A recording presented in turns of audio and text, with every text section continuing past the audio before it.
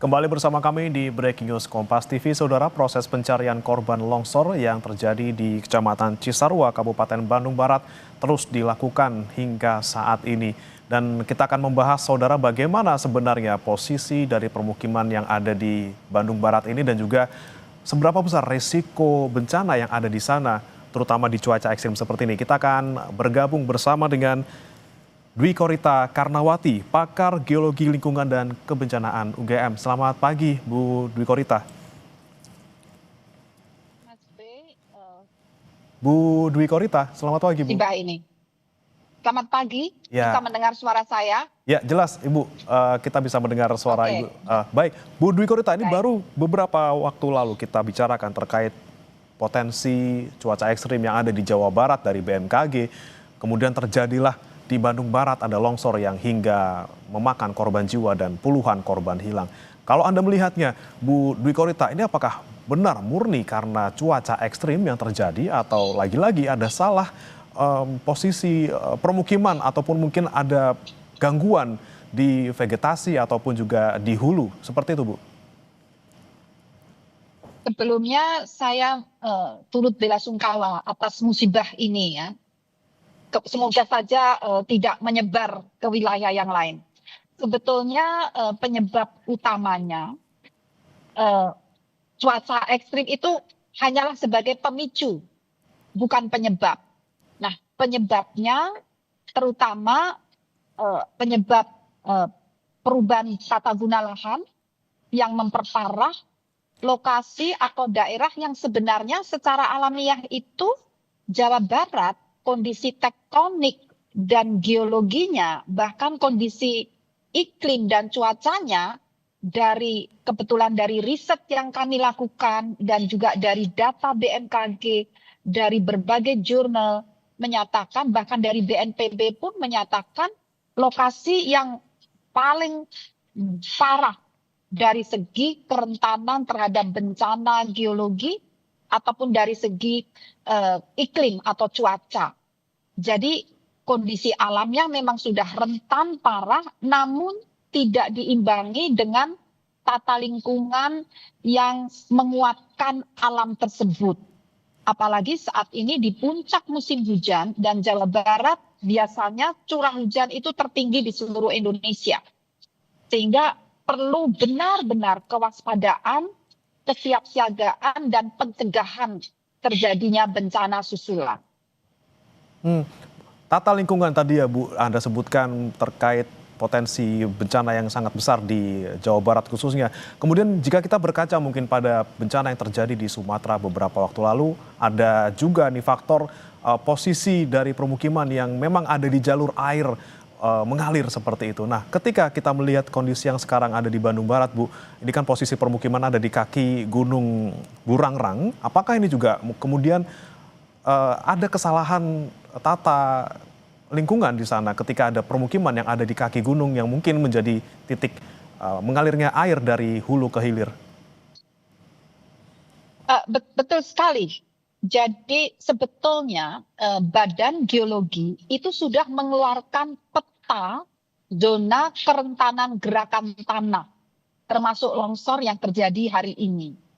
Dan para korban itu umumnya berada di zona merah. Dan yang menyedihkan, para korban itu kan tidak tahu bahwa daerah itu sebetulnya daerah berbahaya. Bagaimana cara mereka selamat? Ya, tata ruangnya harus diatur, memperhatikan zona merah, jangan diizinkan untuk permukiman, agar tidak terjadi korban jiwa.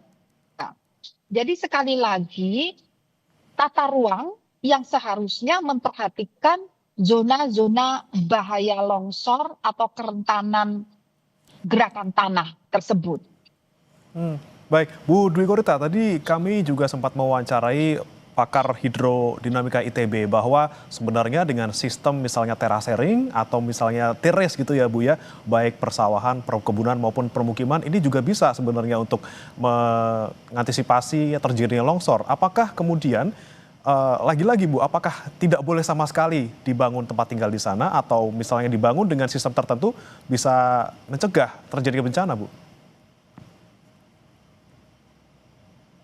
Itu betul sekali. Banyak teori dan konsep yang menyatakan terasering atau rekayasa engineering itu bisa memperkuat lereng. Itu betul. Namun fakta menunjukkan semakin meningkatnya dampak perubahan iklim, semakin seringnya terjadi cuaca ekstrim. Cuaca ekstrim tuh dulu itu langka sekali. Saat teori itu berkembang, cuaca ekstrim itu masih langka.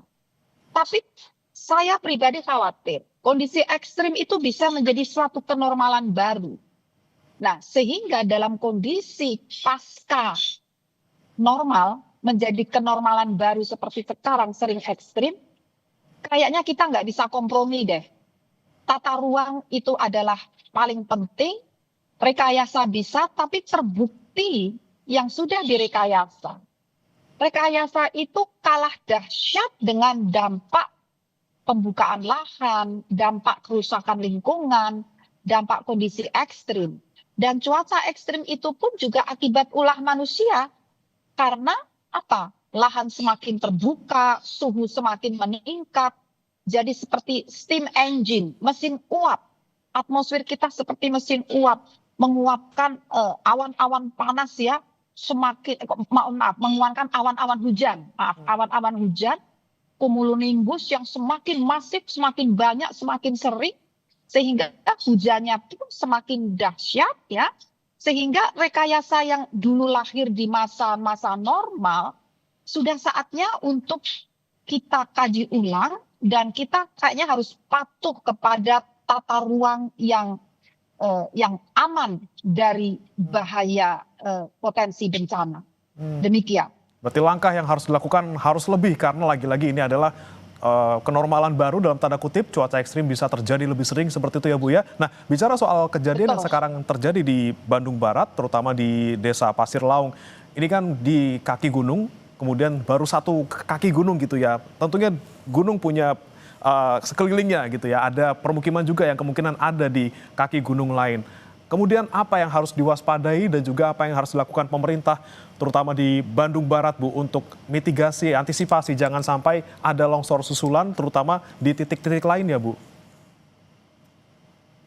Saya mohon, jadi kami pernah melakukan di tahun 2000 di kaki dan di lereng puncak Gunung Menoreh. Saat itu kami sosialisasi gencar ke gunung-gunung itu ya, naik setiap gerimis, masyarakat kita minta untuk turun, tinggalkan lereng. Jadi saat mulai gerimis hujan, itu tahun 2000 tuh kami berhasil.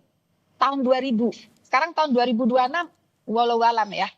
Nah, jadi sebaiknya ini tentunya kerjasama dengan BPBD, dengan aparat setempat. Jadi karena Jawa Barat itu nomor 1 dalam hal bahaya cuaca ekstrim dan longsor, jadi sebaiknya kita mengalah sebentar, mengalah dengan alam. Kalau sudah mulai gerimis itu atau bahkan mendung, sebaiknya tinggalkan lereng yang rawan. Jadi lereng-lereng di sana itu memang rawan longsor, dan itu sudah diketahui. Badan Geologi sudah memetakan sejak puluhan tahun yang lalu, tapi tetap saja dikembangkan untuk hunian, diabaikan. Seperti itu. Jadi menyingkir awal hujan agar selamat. Baik.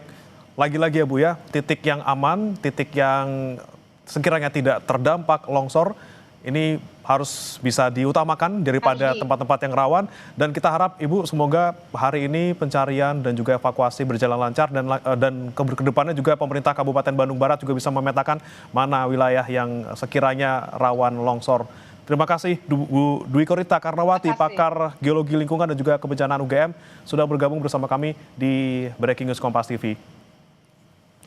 Saudara, jangan lupa 7 hari lagi mulai 1 Februari Kompas TV pindah channel, satu langkah lebih dekat, satu langkah makin terpercaya. Dapatkan selalu berita dan juga informasi terupdate di Kompas TV di televisi Anda di channel 11 pada perangkat TV digital atau set-top box. Informasi terkini terkait dengan longsor di Bandung Barat akan hadir dalam program Kompas Siang pukul 11 waktu Indonesia Barat. Saya Bremana Tenaya, sampai jumpa.